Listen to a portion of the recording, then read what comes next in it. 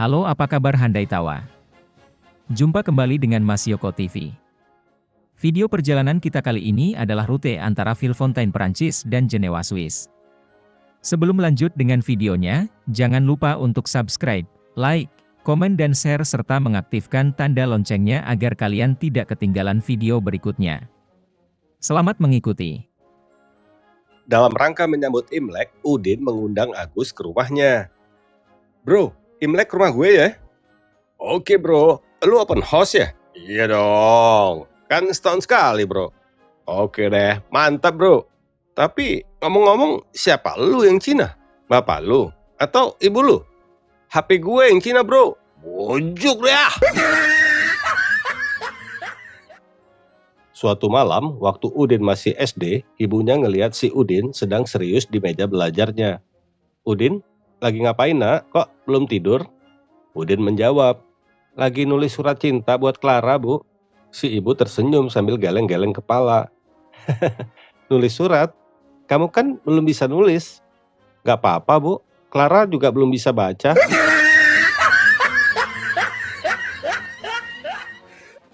Udin anak yang malas. Nilai ujiannya selalu di bawah 5.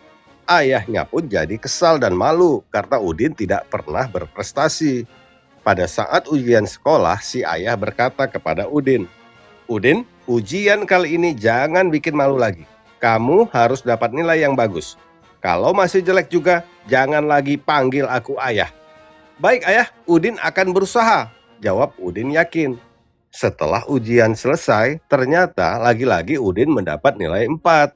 Dia pun pulang dengan lemas. Di rumah sang ayah sudah menunggu dengan wajah cemas. Berapa nilaimu Udin? 4 bro, jawab Udin. Soimah, pacarnya Udin, baru diterima bekerja di luar negeri sebagai TKW. Udin senang tapi khawatir karena dia sering baca berita pelecehan seksual terhadap TKW di luar negeri. Maka sebelum berangkat, Udin pun menasehati Soimah gimana caranya menghadapi pelecehan. Soimah, ingat, kalau ada laki-laki yang melakukan pelecehan sama kamu dengan menyentuh bagian atasmu, kamu harus bilang, jangan. Tapi kalau dia menyentuh bagian bawahmu, segera larang dia. Kamu harus bilang, hentikan itu. 1 bulan kemudian, Soimah melakukan video call dari luar negeri dan memberitahu Udin bahwa seorang lelaki telah melakukan pelecehan terhadapnya. Udin marah sekali dan menanyakan apakah Soimah sudah menolak laki-laki itu sesuai nasihatnya. Dengan wajah nggak bersalah, Soimah pun menjawab, udah mas, laki-laki itu menyentuh bagian atas dan bawahku secara bersamaan. Terus aku bilang, jangan hentikan itu. Pada pukul 2 pagi, seorang politisi kondang menelepon ajudan Presiden Jokowi. Saya perlu bicara segera dengan Presiden, ini darurat. Awalnya sang ajudan tidak bersedia membangunkan Presiden. Tapi karena terus didesak, akhirnya sang ajudan setuju untuk membangunkan Presiden Jokowi. Saat menerima telepon, Presiden Jokowi bertanya, ya, halo, apa ada informasi yang sangat penting sampai tidak bisa menunggu besok pagi? Maaf Pak, saya ingin memberitahu bahwa Menteri Dalam Negeri baru saja meninggal dunia 1 jam yang lalu dan saya ingin mengambil alih posisinya, kata politisi itu meminta pada Presiden. Ya, kalau begitu saya oke saja. Tapi coba tanya petugas di kamar mayat dulu. Apakah memang bisa? Apa dia juga oke? Sedang enak-enak naik motor, Udin dihentikan oleh polisi yang sedang razia. Dengan nada tegas, polisi bertanya, selamat siang, mana surat-suratmu? Dengan nada santai, Udin menjawab, maaf pak, saya sekarang udah nggak pakai surat, saya sekarang pakai email.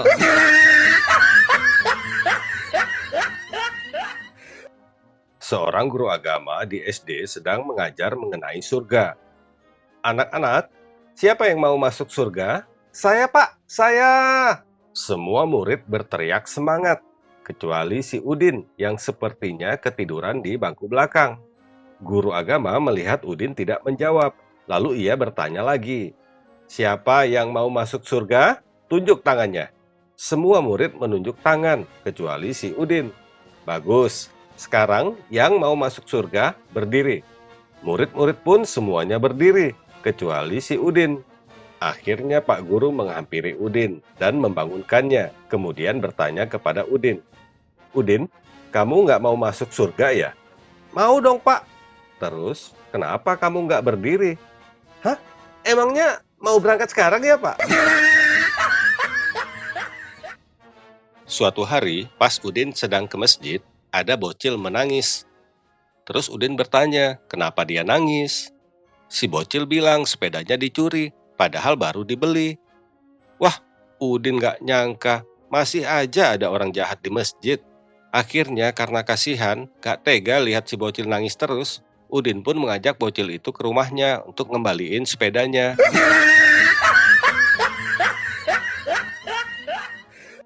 Seorang bapak menelpon dokter pribadi keluarganya dengan cemas.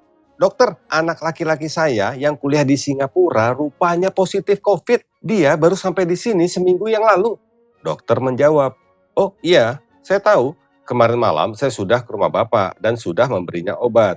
Yang penting dia harus dikarantina. Pisahkan dia dari semua orang yang ada di rumah." Ternyata si bapak tetap cemas. "Tapi dokter, dia mengaku sudah mencium pembantu di rumah kami." "Waduh, kalau begitu pembantu bapak juga harus dikarantina." "Iya dok, tapi beberapa hari yang lalu saya juga mencium pembantu itu." Dokter pun terkejut. Wah, celaka. Ini gawat pak, berarti bapak juga sudah tertular COVID." "Iya dok, dan saya juga mencium istri saya." "Nah itu makanya saya bilang gawat, karena kalau begitu saya juga sudah ketularan." Di awal tahun pelajaran baru SD, Bu Guru ingin ramah tamah dengan muridnya. Lalu Bu Guru bertanya tentang cita-cita muridnya. "Siapa nama kamu nak?" "Udin Bu." "Cita-cita kamu apa Udin?" "Saya kepengen jadi dirut Pertamina Bu, sama seperti bapak saya." Bu Guru terkejut. "Jadi bapak kamu dirut Pertamina?" "Bukan Bu, bapak saya juga kepengen."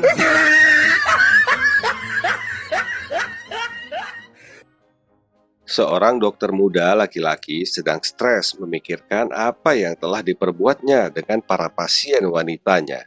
Pikirannya kerap bertentangan, seakan ada bisikan jahat dan bisikan baik. "Sudahlah, tak usah terlalu dipikirkan. Skandal seks dokter dengan pasien itu lumrah terjadi," kata pikiran jahatnya. "Orang-orang pun sudah mulai terbiasa dengan skandal seperti itu. Pasti banyak orang yang juga pernah melakukannya. Jangan khawatir," kata pikiran jahatnya lagi.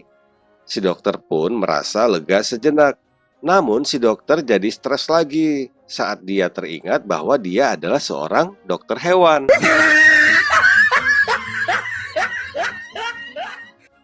Seorang istri sedang curhat pada suaminya sebab kesal terhadap pembantu mereka. "Papa, kesel deh ke si Imah. Masa celana dalam mama hilang?" "Shh, Mah, jangan teriak gitu. Malu sama tetangga. Udah nanti papi beliin lagi yang lebih bagus. Masa hilang celana dalam satu aja ributnya minta ampun." "Aduh, Pah, bukan cuma satu yang hilang, Pah." "Hah? Jadi hilang berapa?" 10, Pah, 10. "Hah? 10? Tapi kayaknya nggak mungkin loh, Mah, pembantu kita yang nyuri celana dalam Mama." "Loh, kenapa nggak mungkin, Pah?" "Ya, nggak mungkin kayaknya, Mah. Soimah kan jarang pakai celana dalam." "Hah? Hah? Kok Papa tahu?"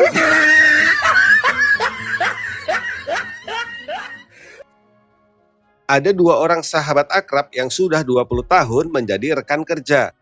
Tiba-tiba salah satu dari mereka sakit mendadak dan kini sedang sekarat di rumah sakit. Sesaat sebelum meninggal, ia pun membuat sebuah pengakuan kepada sahabatnya yang datang menjenguk. Aku mau membuat pengakuan sebelum aku mati. Aku telah selingkuh dengan istrimu selama setahun. Dan anakmu yang baru lahir itu adalah anakku." Sang sahabat menjawab, "Tenang, aku sudah tahu. Kamu nggak perlu mengkhawatirkan itu. Pergilah dengan tenang." Lalu ia pun membuat sebuah pengakuan. "Aku kesini juga mau membuat pengakuan. Akulah yang menaruh racun di makananmu tadi siang."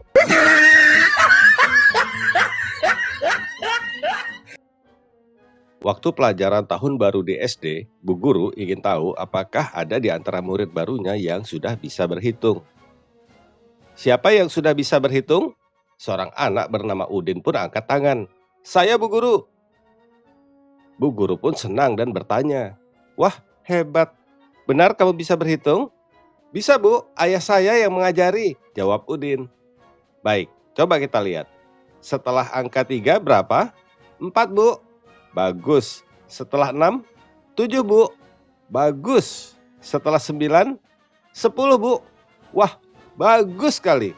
Rupanya ayah kamu benar-benar pintar mengajar kamu berhitung. Lalu setelah 10 berapa? Dengan senyum penuh keyakinan, Udin pun menjawab, Jack, Queen, King, terus As, Bu.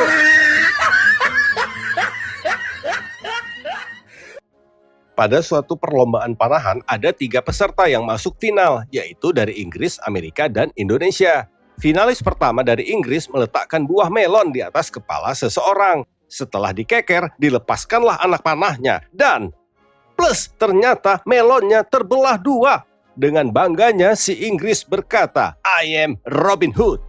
Pemanah kedua dari Amerika meletakkan apel di atas kepala seseorang. Dan, plus apel itu terbelah 2. Sambil membusungkan dada, si Amerika berkata, I am Superman. Giliran finalis ketiga dari Indonesia, para penonton dibuat jantungan karena dia meletakkan buah duku di atas kepala seseorang. Lalu saat anak panah ditarik, mata penonton terbelalak dan plus ternyata anak panahnya menancap di jidat orang itu dan tewaslah dia. Lalu si Indonesia berkata, I am sorry. Seorang ibu bertanya kepada anaknya yang berusia 8 tahun soal cita-cita si anak nanti setelah dewasa. Cita-cita kamu nanti kalau udah besar mau jadi apa, Nak? Dengan semangat si anak menjawab, aku mau jadi polwan, Bu. Ternyata dengan tegas ibunya menjawab, hah? Polwan? Nggak boleh. Si anak ngerasa heran, terus mengganti jawabannya. Kalau nggak boleh jadi polwan, aku mau jadi pragawati aja, Bu. Rupanya si ibu semakin marah. Apa-apaan kamu? Masa mau jadi pragawati? Nggak boleh. Si anak mulai ngerasa takut dan bertanya, kenapa semuanya nggak boleh, Bu? Apa aku cuma boleh jadi ibu rumah tangga aja seperti ibu? Sekarang si ibu nggak marah lagi, tapi justru memeluk anaknya sambil berkata, kamu ini laki-laki, Udin. Udin adalah anak SD kelas 1. Udin jatuh cinta sama Clara, teman sekelasnya yang cantik. Ternyata Clara juga suka sama si Udin. Suatu hari, Udin berkata kepada Clara, Clara, Udin suka sama kamu. Sayangnya kita masih kecil. Kalau sudah besar nanti kita menikah ya. Dengan wajah yang merah merona, si Clara menjawab, Udin, bukannya Clara menolak. Clara sih mau aja. Tapi dalam keluarga kami cuma boleh menikah dengan sesama saudara aja. Maksudnya Clara gimana? Tanya Udin bingung.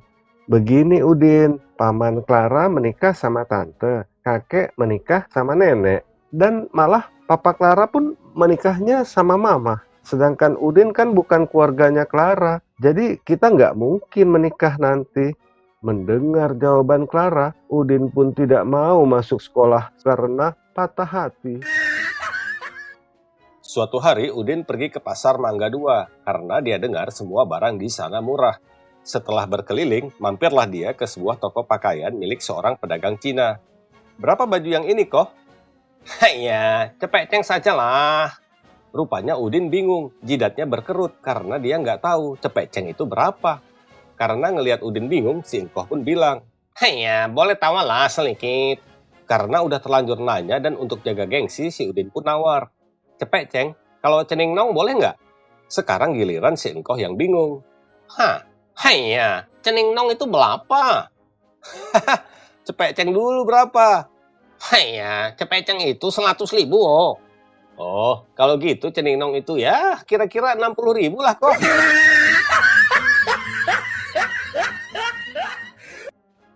Saat pelajaran bahasa Indonesia di dalam kelas, Bu Guru mengajarkan tentang akronim atau singkatan. Anak-anak, hari ini kita belajar tentang akronim atau singkatan dari kota-kota di Indonesia. Contohnya, Jakarta Utara menjadi Jakut. Mengerti? Murid-murid pun menjawab kompak. Mengerti, Bu Guru? Bagus. Coba kamu, Eko, sebutkan akronim Sumatera Utara. Sumut, Bu Guru. Wah, pinter kamu, Eko. Berikutnya, Ningsih, apa akronim dari Jawa Barat? Jabar, Bu Guru. Weleh, makin pinter kamu, Ningsih. Coba kamu, Agus, apa akronim dari Jakarta Selatan? Jaksel, Bu Guru. Pinter kamu, Agus. Selanjutnya, Udin, sebutkan akronim dari Jember Utara. Udin gelagapan. Diingat-ingatnya semua jawaban teman-temannya. Dalam hati Udin berkata, akronim dari Jember Utara kalau disebut nanti Bu Guru marah. Maaf Bu Guru, bukannya saya nggak tahu, tapi malu saya ngomongnya.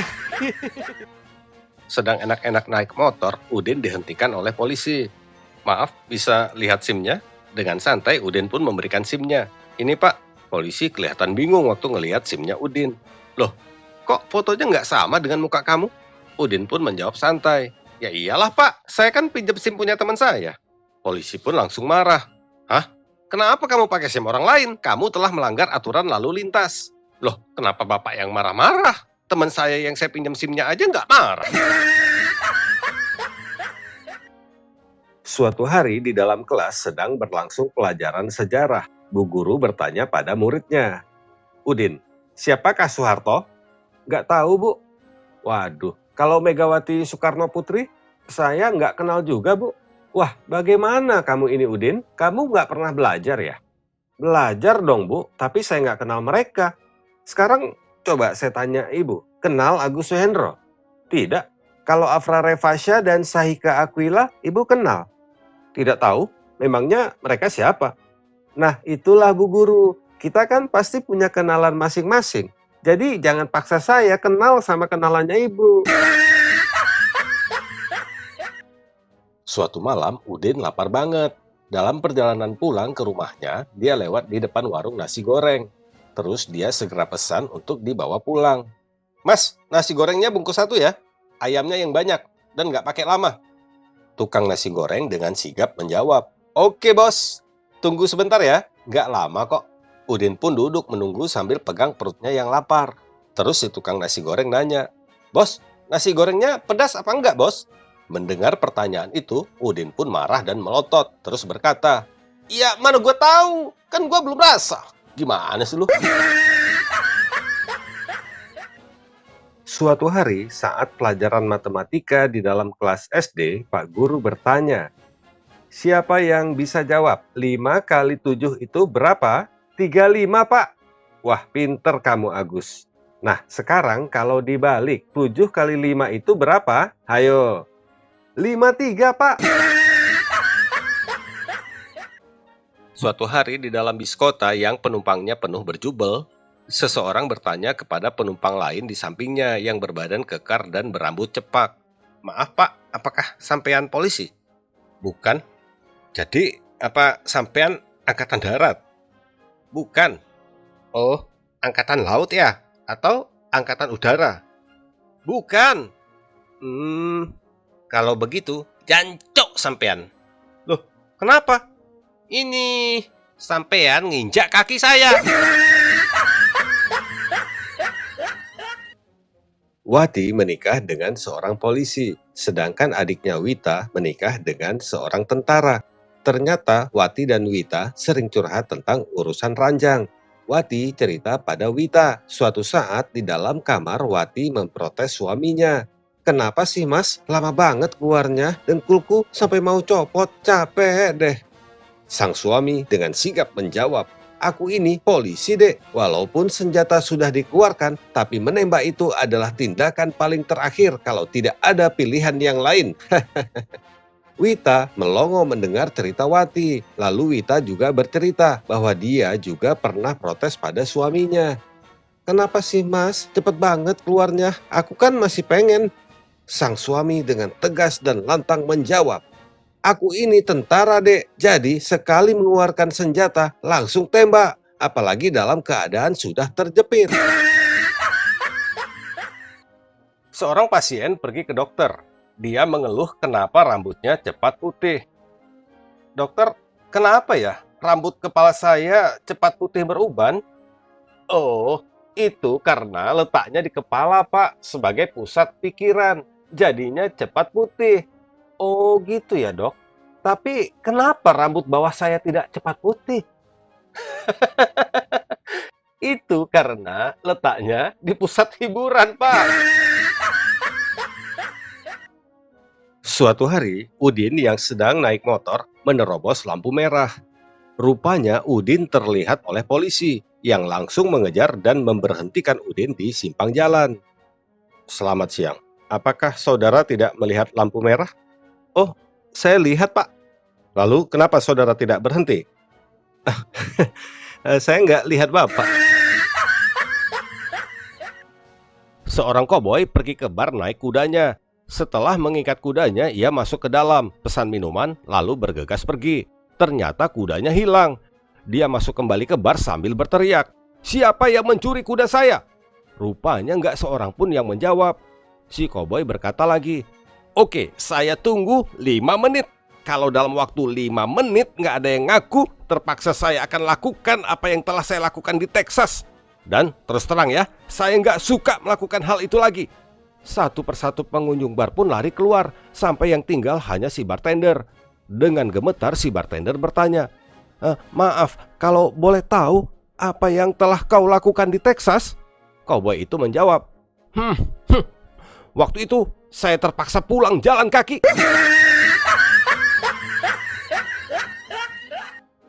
Ada sebuah rumah yang sangat angker. Katanya ada 10 hantu yang menghuni rumah tersebut. Oleh karena itu, dipanggillah seorang ustadz untuk mengusir hantu-hantu di rumah tersebut. Setelah Pak Ustadz datang, lalu dibacakanlah surat Yasin. Saat itu juga 9 hantu yang ada di rumah itu menghilang. Pak Ustadz pun lega, tapi masih bingung kenapa masih ada 1 hantu yang belum pergi. Lalu Ustadz membaca lagi surat Yasin. Namun tetap saja hantu yang 1 lagi itu tidak pergi. Tidak berapa lama kemudian, 9 hantu yang sebelumnya sudah pergi datang lagi untuk menjemput temannya sambil berkata kepada Ustadz, "Maaf Ustadz, teman kami yang 1 ini tuli."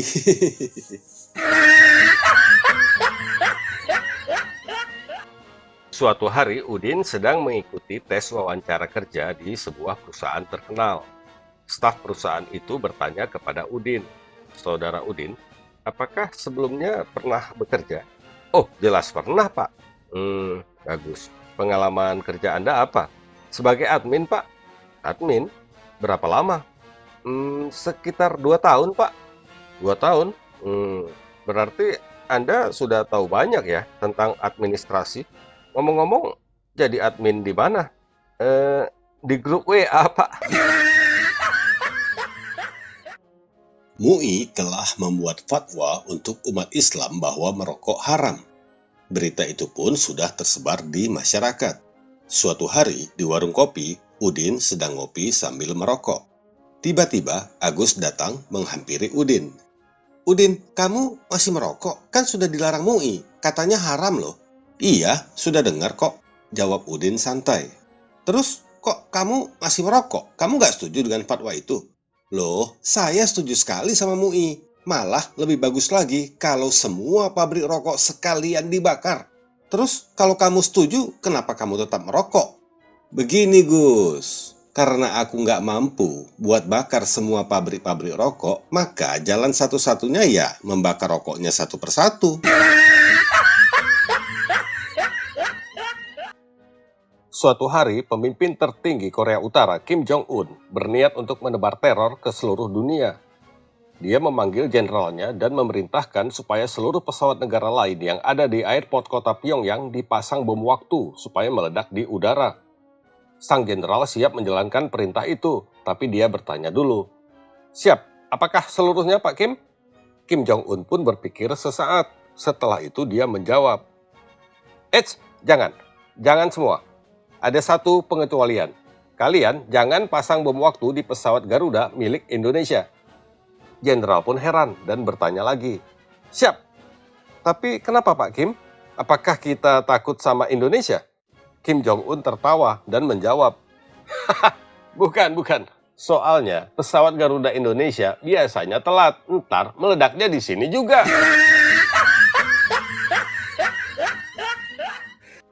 Suatu hari, waktu hujan deras, Pak Haji dan Pastur yang bersahabat akrab pergi bareng naik bis kota. Waktu naik ke bis, Pak Haji bilang, "Bismillah." Pasturnya nyeletuk, "Maaf Ji, ini bukan bismillah, tapi bis kota." Pak Haji pun ketawa. "Bisa aja lu, Pastur." Pas dalam perjalanan, tiba-tiba ada petir menyambar keras banget. Pastur pun kaget dan refleks bilang, "Haleluya." Pak Haji pun langsung balas nyeletuk, "Maaf Pastur, itu bukan haleluya, tapi halilintar." Pastur pun jadi ngakak. Satu sama nih ya.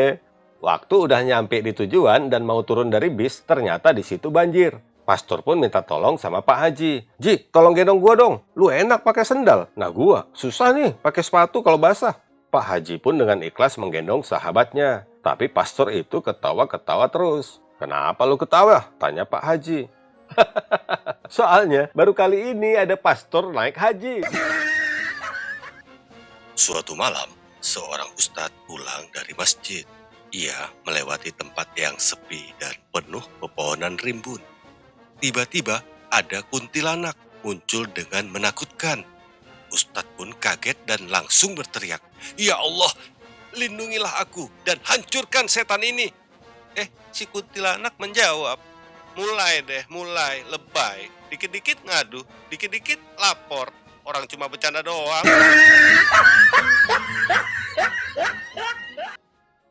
Seorang pengusaha susu segar sedang sekarat di ICU rumah sakit.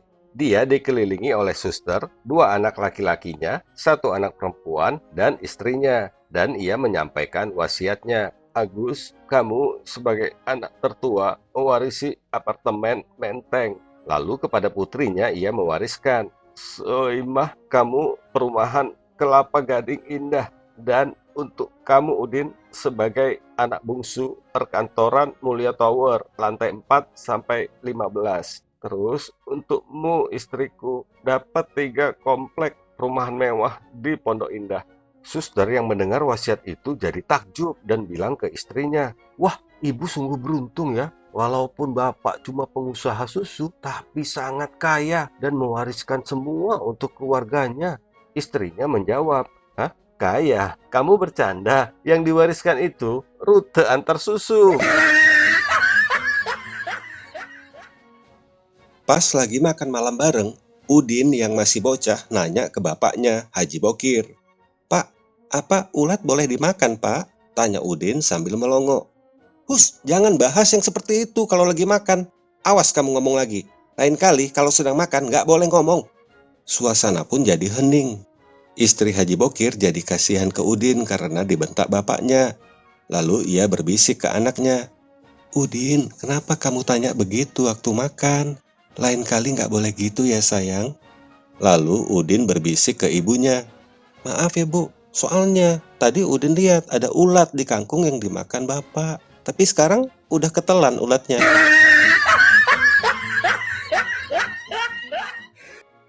Seorang jenderal yang sering berantem sama istrinya bingung kenapa istrinya marah-marah melulu. Pak Jenderal iri melihat supirnya si Udin yang mesra banget sama pacarnya. Suatu hari Pak Jenderal curhat sama si Udin. "Din, kamu kok bisa mesra banget sama pacarmu? Nggak seperti saya. Kamu lihat sendiri kan, saya dan Nyonya selalu ribut. Apa sih rahasianya?" Udin menjawab, "Kalau saya sih biasa-biasa aja Pak. Cuma saya sering membuat kejutan-kejutan kecil." Pak Jenderal bingung. "Kejutan kecil? Maksudnya gimana?" "Begini Pak, seperti tiba-tiba kita pukul pantatnya dari belakang, tapi diam-diam." Jadi suatu hari Pak Jenderal sengaja pulang ke rumah lebih awal. Diam-diam Pak Jenderal mendekati istrinya, terus memukul pantat istrinya dari belakang. Tanpa menoleh ke belakang, Bu Jenderal berteriak manja, "Udin, nakal kamu ya." Demikian video perjalanan kita kali ini. Jangan lupa untuk subscribe, like, komen dan share serta mengaktifkan tanda loncengnya agar kalian tidak ketinggalan video berikutnya. Terima kasih sudah menonton dan sampai jumpa.